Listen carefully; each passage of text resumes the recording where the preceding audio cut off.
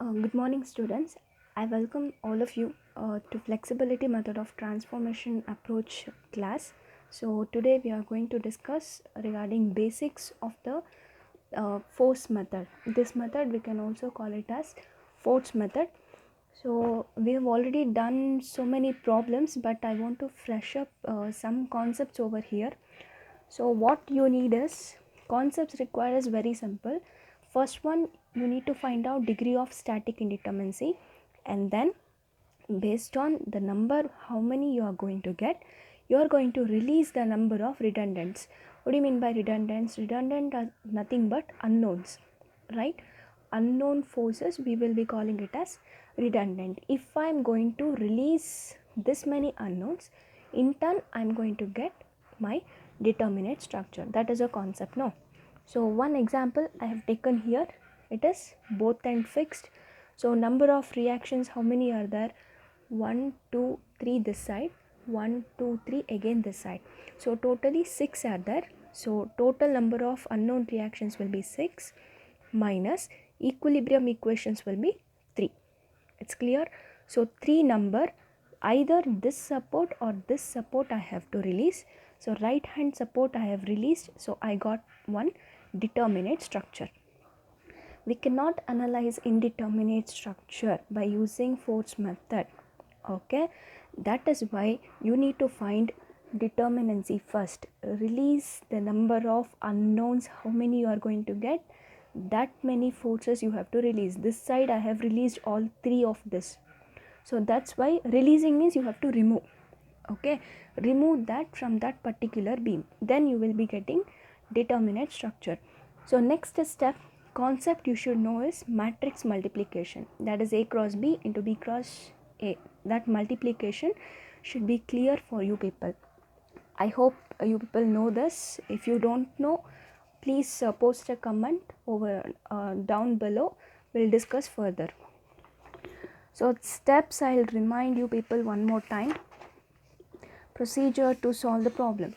So there are 3 types of problems we are having in module 2. We are under module 2 now, that is flexibility method. You have 3 different types of problems on beams, frames and trusses. Currently we are dealing with the problems on beams, like continuous beams. Okay, so for this, for the analysis of beam, I need a procedure. I need formulas, right?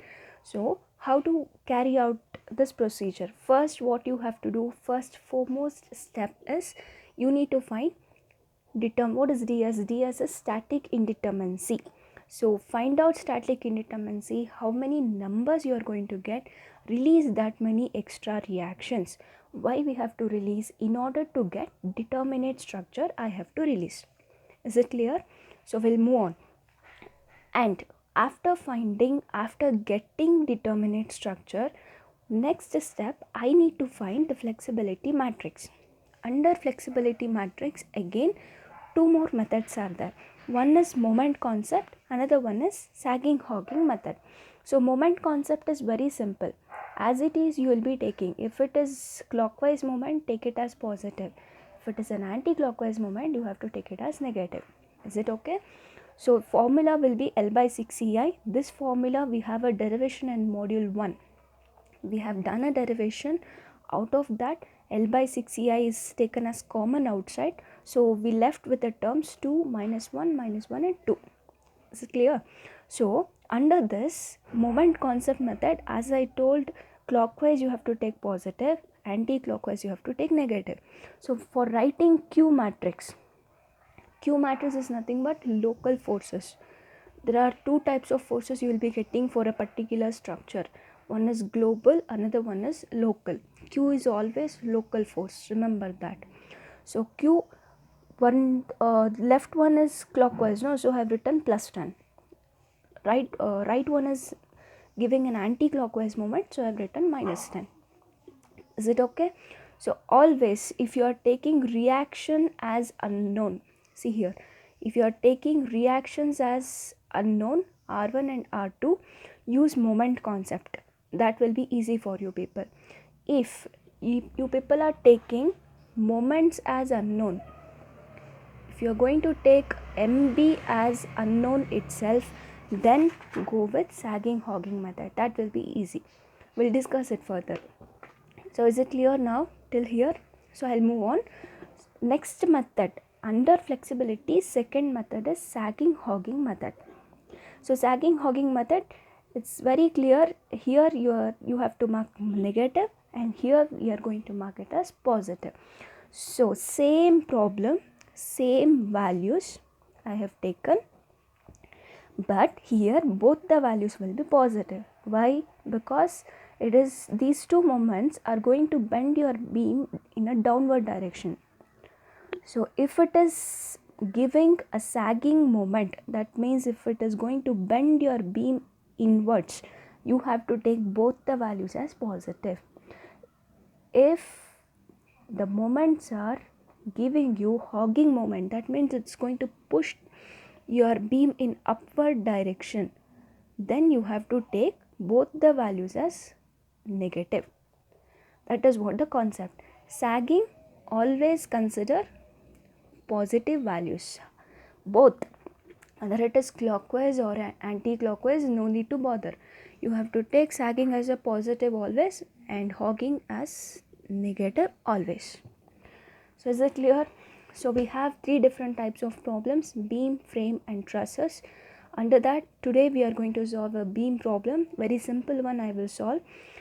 And first step, find out static indeterminacy, release the reactions. So you'll be getting determinate structure. For that determinate structure, I have to write flexibility matrix. Under that, again, two more methods are available.